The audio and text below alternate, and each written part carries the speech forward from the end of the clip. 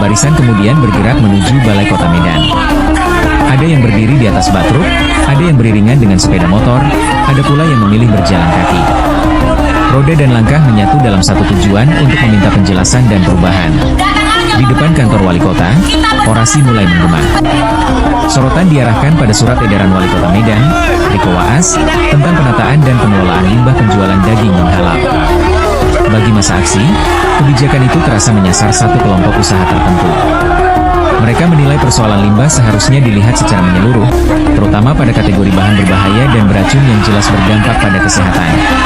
Limbah ternak dan sayuran, menurut mereka, memiliki karakter berbeda dan tidak sepatutnya diposisikan sama.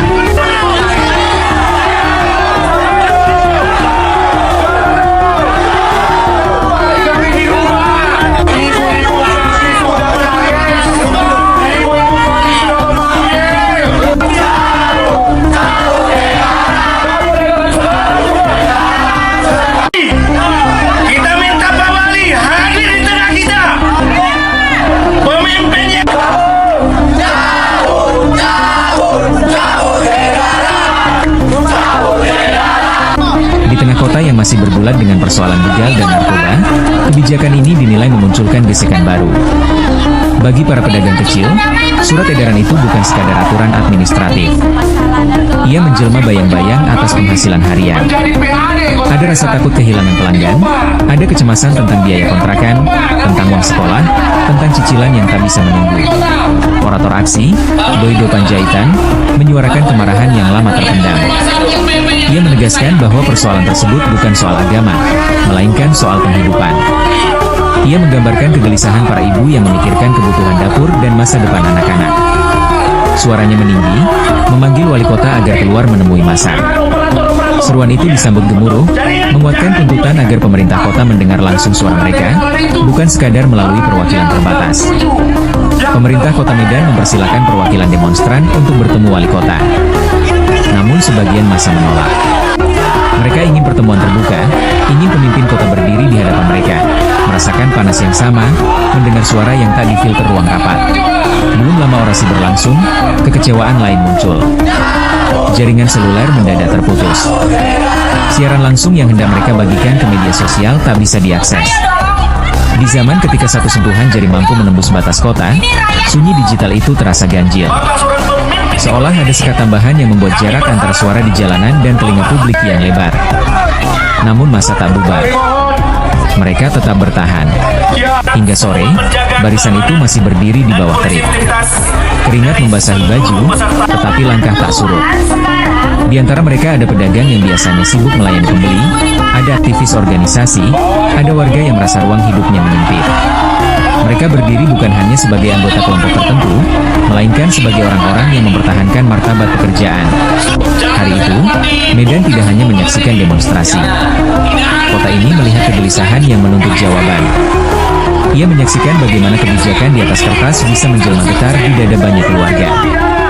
Di depan balai kota, di antara teriakan dan spanduk yang terangkat tinggi, terselip satu pesan yang tak berubah bahwa mereka ingin didengar, ingin diperlakukan adil dan ingin memastikan bahwa pekerjaan sederhana yang mereka jalani tetap punya tempat di kota yang terus berubah.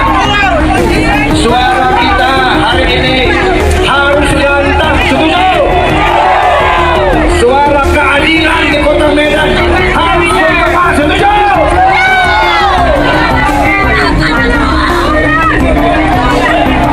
Jangan ada yang berteriak, ketua hidup babi, ya.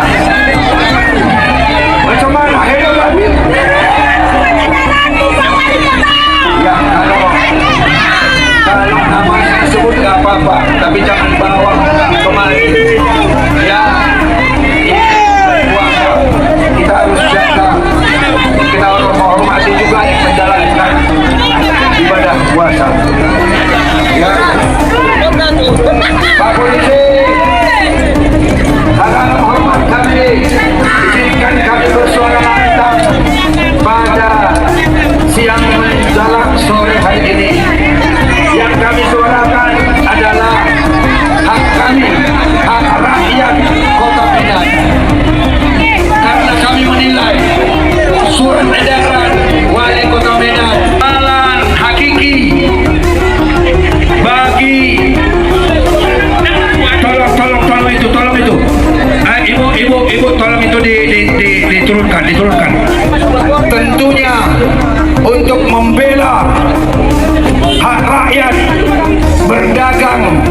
hak rakyat untuk mencari nafkah, hak rakyat untuk melangsungkan hidupnya lewat berdagang daging non halal.